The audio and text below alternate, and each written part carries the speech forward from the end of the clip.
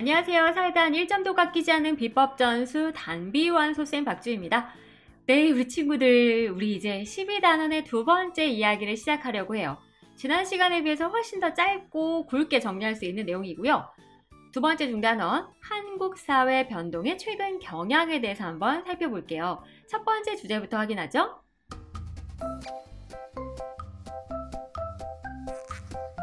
한국 사회의 변동. 네, 우리 여기서는요, 우리 대한민국, 한국 사회는 어떻게 변동되었느냐, 그 과정이나 특성들만 한번 간단하게 살펴볼 거예요.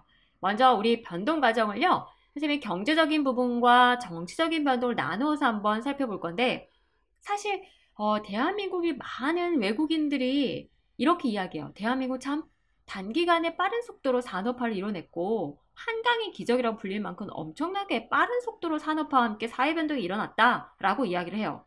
먼저 경제적 부분의 변동을 한번 정리를 해보면 사실상 우리가 그 1960년대 초반까지만 하더라도요. 농업 중심의 농업사회였어요. 그러다가 1962년에 정부 주도의 경제개발 5개년 계획이 추진이 되면서 점점 산업사회로 변화했고요. 그리고 1990년대부터는 정보통신 산업이 빠르게 발달하면서 정보사회로 들어섰어요. 자, 그래서 우리도 농업사회, 산업사회, 정보사회 단계를 밟았구나 라는 특징. 정치적인 부분에서는요, 독재의 모습도 보이면서 권위주의 사회였다가 지금은 이제 민주사회가 됐죠. 수많은 희생들이 있었고 노력들이 있었고요. 자, 그래서 초창기에는 이 권위주의적인 정권에 대항한 시민들의 적극적인 정치 참여 때문에 1980년대 후반 이후에 이제 본격적으로 민주화가 진행이 되고 오늘날의 민주주의가 꽃피게 된 거죠. 자, 이거는 뭐 아주 간단하게만 보았고요. 변동 특성에 주목하셔야 돼요. 아주 중요합니다. 한국 사회 변동 특성이 뭐냐라고 물으면 일단 아까도 잠시 언급했지만 1962년에 경제개발 5개년 계획을 추진한 것은 정부 주도였잖아요. 첫 번째, 정부 주도의 경제개발이 이루어졌다라는 점. 두 번째, 따라서 한강의 기적이라 불릴 만큼 급속한 산업화가 이뤄졌다는 점.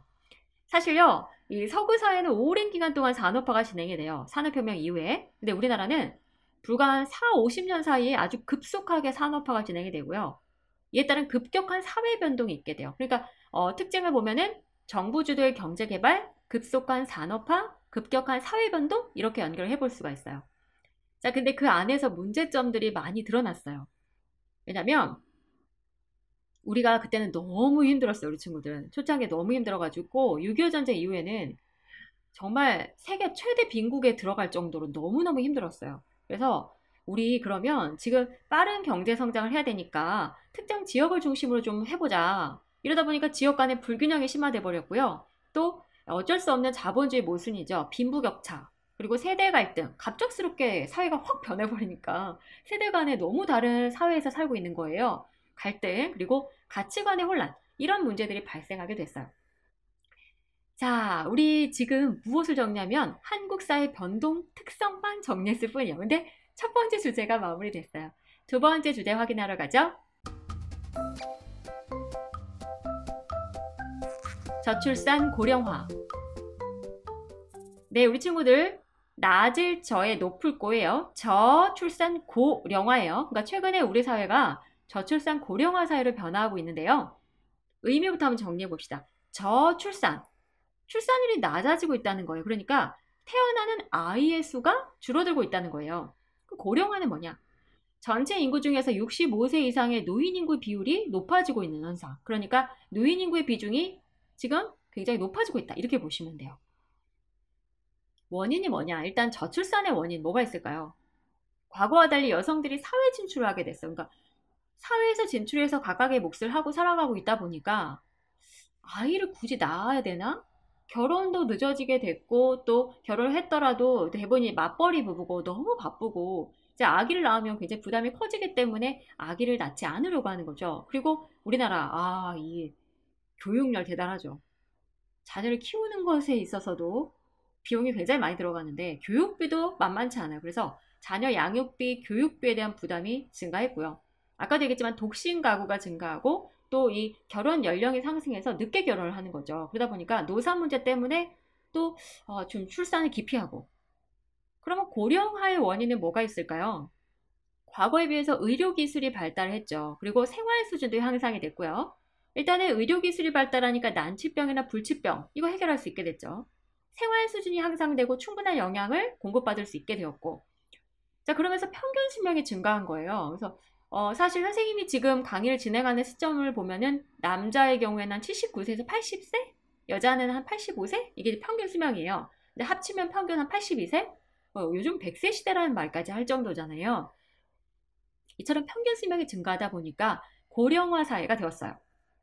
자, 하지만 이 저출산 고령화에 따른 문제점 대응 방안 굉장히 중요하게 정리를 하셔야 됩니다. 지금부터 귀 쫑긋. 먼저 태어나는 아이의 수는 줄어들고 노인 인구의 비율은 높아졌어요. 따라서 첫 번째 노동력 부족 문제 심각하죠. 그죠? 그리고 노동 인구가 고령화됨에 따라서 노동 생산성이 낮아질 수밖에 없어요. 그죠? 결론적으로 경제 성장이 둔화돼요. 둔화는 느리고 무뎌진다 이런 얘기예요. 그쵸? 한참 이 젊은 인구와 청장년층이 열심히 생산활동에 참가를 해줘야 되는데 그렇지 못한다라는 거죠. 그 다음에 또 하나 고령화에 따라서 노인들을 부양해야 되는 이 젊은 세대의 부담이 증가한 거죠. 그만큼 세금을 또 많이 내야 되고요. 국가 재정적인 입장에서 보더라도 노인분들을 위한 여러 복지 비용이 증가하고 있다라는 점이에요. 그 외에도 노인 빈곤, 노인 질병, 노인 소외 이런 노인 문제들 발생하고 있고 또 세대 간의 갈등이나 각종 사회 문제가 발생하고 있어요. 자, 그렇다면 우리가 이런 저출산 고령화에 대응해서 어떠한 노력들을 해야 될까요? 첫 번째 저출산에 따른 노력은 가장 핵심적인 것이 출산 장려 정책, 아기를 낳을 수 있도록 해야죠. 그죠? 첫 번째로는 출산 양육 지원 정책 제도 이런 거 마련해야 될 거고요. 또 이 사교육비에 대한 부담감이 너무 크니까 좀 덜어주기 위해서 공교육을 더 확대하는 거예요. 이런 공교육의 확대와 함께 사교육비에 대한 부담감을 좀 덜어주고 그 다음에 양성평등 문화를 확립해서 가정일과 육아 자체가 이제 여성들만 전담하는 것이 아니라 부부 공동의 협력이 필요하다라는 의식이 자리 잡도록 해야 될 거고요. 일단 아기를 낳으면 출산과 육아는 국가가 책임진다라는 인식을 확대시켜야 돼요. 그래서 보육시설부터 잘 갖추고 경제적 부담도 덜어주고 정책과 제도를 마련하는 이런 노력들을 해야겠죠.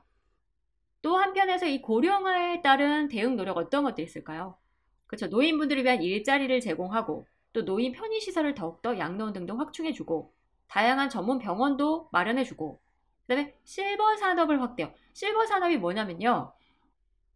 노인분들 흰머리가 햇빛에 반사되면 어떤가요? 네, 반짝반짝 실버 색상으로 보이죠. 그래서 노인 인구를 대상으로 하는 의료, 여가, 교육 이런 것과 관련된 산업을 실버 산업이라 이렇게 얘기해요.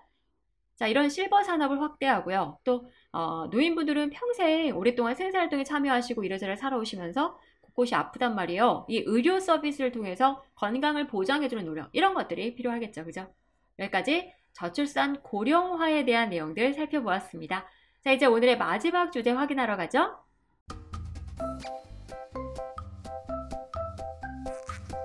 다문화 사회.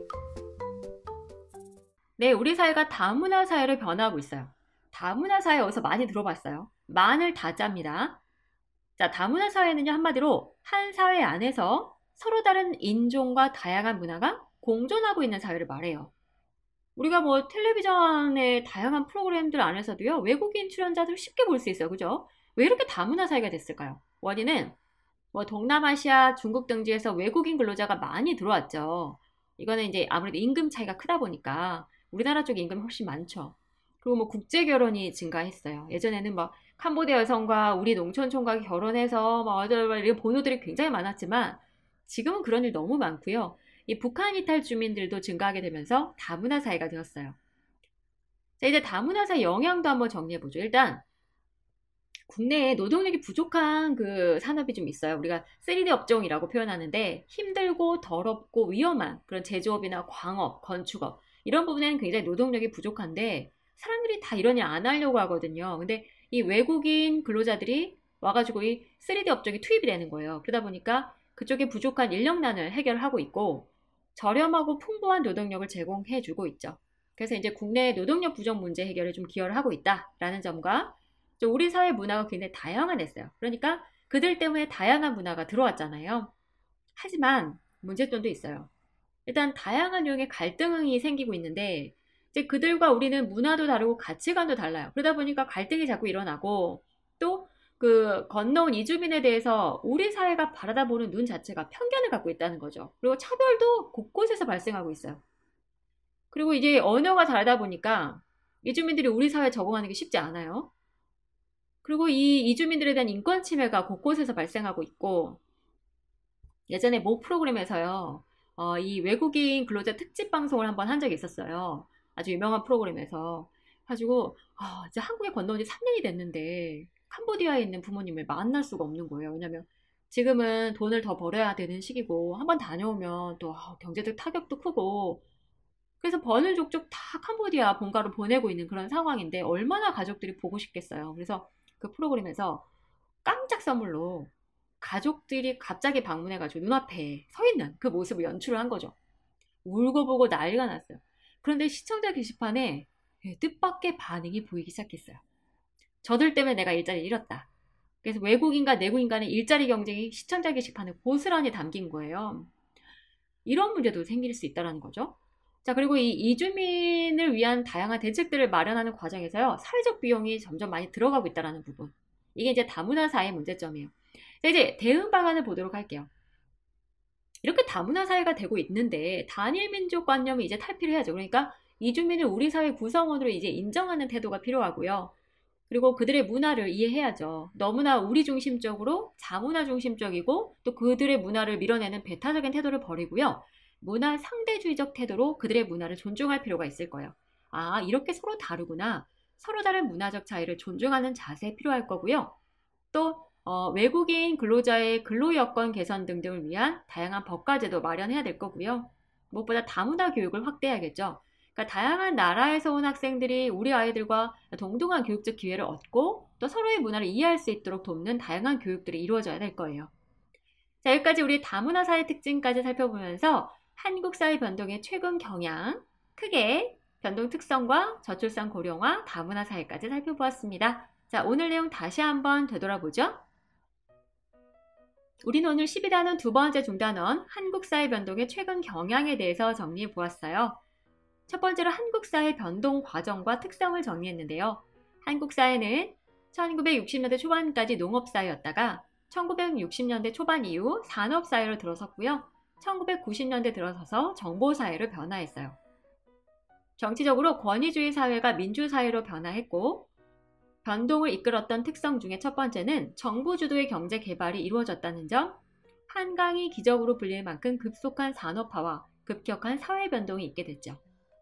하지만 그 과정에서 지역 간 불균형 심화, 빈부격차, 세대 갈등, 가치관의 혼란 등의 문제가 발생하기도 했어요. 다음으로 우리 저출산 고령화 현상에 대해서 정리했는데요. 출산율이 낮아지는 저출산 현상과 노인 인구 비중이 높아지는 고령화에 대해 정리했고요. 우선 저출산의 원인은 여성의 사회 진출 증가, 또 자녀 양육비와 교육비 부담 증가, 독신 가구 증가 등이 있었고요. 고령화의 원인은 의료기술 발달과 생활 수준의 향상에 따른 평균 수명의 증가가 있었어요. 저출산과 고령화에 따른 문제점도 있었죠. 노동력이 부족해지고 노동인구 고령화에 따른 노동 생산성 저하, 이에 따른 경제성장 둔화 우려의 문제점이 불거졌고요. 노인들을 부양해야 하는 젊은 세대 부담이 증가했고 노인 빈곤과 질병, 그리고 노인 소외 등 노인 문제 발생과 세대 간 갈등, 이런 사회 문제가 발생하게 되었어요. 이에 따른 대응 방안으로 정리한 내용도 있었죠. 저출산의 대응 방안으로 출산, 양육 지원 정책 및 제도를 마련하고 공교육 기회를 확대하고 양성 평등 문화를 확립하고 출산과 육아를 국가가 책임진다는 의식을 확대될 수 있도록 하는 노력들, 고령화에 따른 대응 방안은요, 노인 일자리를 제공하고 노인 편의시설을 확충하고 실버 산업을 확대하고 의료 서비스를 통한 건강보장을 해주는 것들이 있었습니다. 마지막으로 다문화 사회는요, 한 사회 안에 서로 다른 인종과 다양한 문화가 공존하는 사회로 외국인 근로자가 유입되고 국제결혼이 증가하고 북한 이탈주민이 증가하면서 다문화 사회로 들어섰어요. 다문화 사회에 따른 영향, 첫 번째 국내 노동력 부족 문제를 해결할 수 있고 우리 사회 문화가 다양화됐고 다양한 유형의 갈등이 발생하는 문제점도 생겼고요. 또 이주민 대책 등에 필요한 사회적 비용이 증가하는 문제도 등장했습니다. 마지막으로 대응 방안이요. 단일 민족 관념을 탈피하고 이주민을 우리 사회 구성원으로 인정하는 태도가 필요하다. 그리고 문화 상대주의적 태도를 함양해서 서로 다른 문화적 차이를 존중하는 자세가 필요하다. 그리고 이주민을 위한 다양한 법과 제도를 마련할 필요가 있고, 또 모두가 함께 교육받을 수 있고 서로의 문화를 이해할 수 있는 다문화 교육을 확대해야 된다라는 내용까지 정리해 보았습니다. 이제 우리 다음 시간이 마지막 시간이네요. 네, 별로 어렵지 않은 내용들이 이어지고 있는데 그래도 핵심 키워드를 잘 기억해 두셔야겠고요. 항상 강조하지만 본인의 학교 교과서의 사례들로 연결해서 복습하는 거 잊지 마세요. 우리 끝까지 파이팅 합시다. 다음 시간에 만나요.